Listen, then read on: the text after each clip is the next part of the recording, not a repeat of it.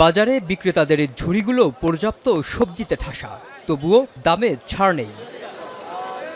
উল্টো সব ধরনের সবজি কেজিতে বেড়েছে ৫ থেকে ২০ টাকা পর্যন্ত। আলু প্রতি কেজি ২৫ টাকা। গত সপ্তাহের ৩০ টাকার পটল কিনতে হচ্ছে ৪০ টাকায়। ঢেঁড়স, ঝিঙা, বরবটিতে ৫ থেকে ১০ টাকা বাড়ায় কেজিতে গুনতে হচ্ছে ৬০ টাকা। গত সপ্তাহের তুলনায় ১০ টাকা ২০ টাকা সব সবজির দাম বেশি আছে। দিন যাচ্ছে আর মনে হচ্ছে কাঁচামালের দাম বাড়তেছে।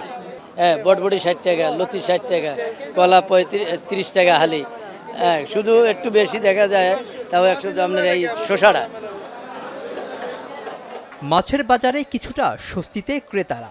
রুই, কাতলা, তেলাপিয়া, পাঙাশ প্রতি কেজিতে কমেছে ২০ থেকে ৩০ টাকা। তবে বাজারের থলেতে ইলিশ কেনা যেন বিলাসিতা।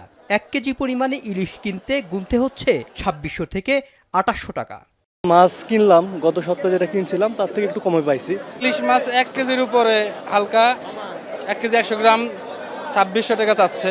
রুই, কাতলা মাছের দাম মোটামুটি সহনশীল পর্যায়ে আসছে। আগে প্রোটিনের চাহিদার আরেক উৎস ডিমের দাম নিয়েও স্বস্তিতে ক্রেতারা।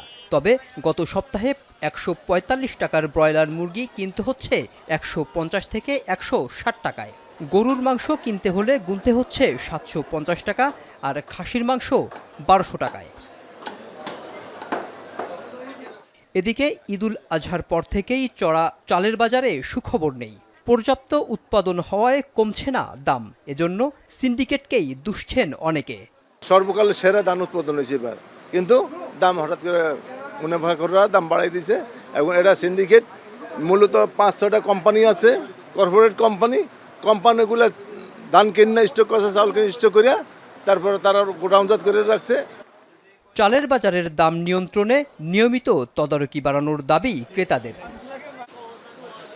মেহরাব সুমন, এখন, ঢাকা।